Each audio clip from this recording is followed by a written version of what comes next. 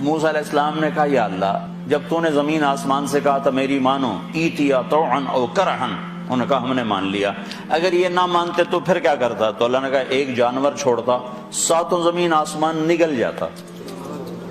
زمین آسمان کیا چیز ہے؟ موسیٰ علیہ السلام حیران ہو کر کہنے لگے وہ جانور کدھر ہے؟ کہ میری چراگاہ میں ہے۔ کہ وہ چراگاہ کدھر ہے؟ کہ وہ میرے علم میں ہے۔ تو اللہ یہ ذہن دیتا ہے کہ اس کائنات کا ایک خالق ہے جس کا نام اللہ ہے، اور وہ کیا ہے؟ سب سے خوبصورت اللہ کا تعارف قرآن میں مختصر الفاظ میں ایک تو میں بتا رہا ان ربکم اللہ، تمہارا رب اللہ کون؟ الذی خلق السماوات والارض فی 6 ایام، اب خالق ہونا بتا رہا ہے جس نے 6 دن میں زمین آسمان بنائے، ثم استوى علی العرش، عرش پہ استوا کیا، یغشی اللیل النہار، دن رات کا نظام بنایا، یطلبہ حثیفا، دن آگے رات پیچھے، الشمس والقمر والنجوم مسخرات بامرہ، سورج بھی تابع، چاند بھی تابع، ستارے بھی تابع، الا لہ الخلق، سنو سنو وہی خالق ہے، والامر وہی حاکم ہے، فتبارک اللہ رب العالمین، برکت والا رب العالمین۔ قرآن ذہن بناتا ہے کہ اللہ اس کائنات کا مالک اور خالق اور اکیلا۔ ایک دفعہ قریش مذاقاً کہنے لگے کوئی اپنے رب کا عطا پتہ تو بتا، کیسا ہے کیسا ہے؟ کوئی باپ دادا، کوئی بیٹا پوتا، کوئی بیوی بچے، کیسا ہے؟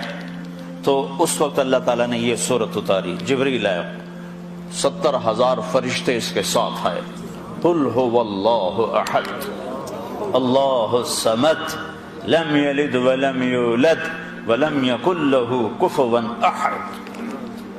ایک ہوتا ہے واحد، ایک ہوتا ہے احد۔ واحد ہمارے لیے تو کوئی خاص فرق نظر نہیں آتا، اکیلا احد اکیلا، واحد اکیلا، احد اکیلا۔ واحد اسے کہتے ہیں شریک کوئی نہ ہو۔ میں کہہ سکتا ہوں اس ویسٹ کوٹ کا میں واحد مالک ہوں، اس میں اور میرا کوئی شریک نہیں ہے، لیکن میں یہ نہیں کہہ سکتا اس ویسٹ کوٹ کا میں احد مالک ہوں۔ احد کسے کہتے ہیں؟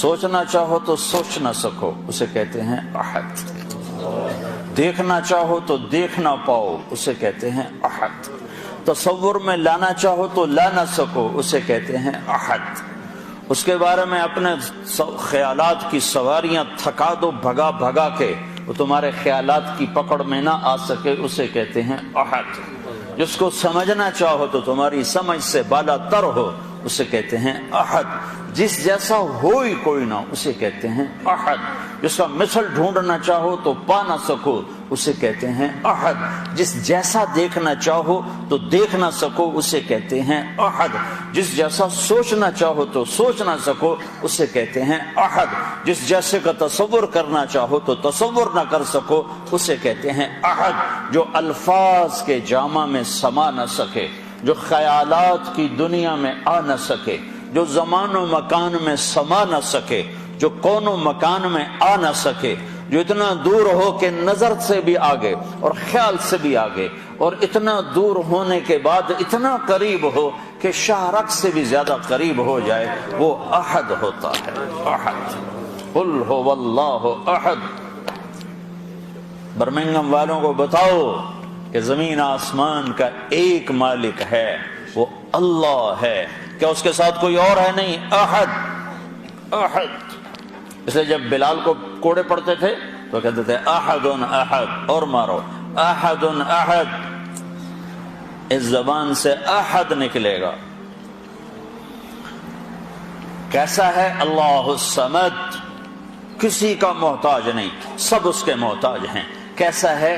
لم یلد ولم یولد، نہ ماں باپ نہ بیوی بچے۔ کیسا ہے؟ ولم یکن لہ کفوا احد، کوئی اس جیسا ہو تو سوچ سکو، کوئی اس جیسا ہو تو سوچ سکو۔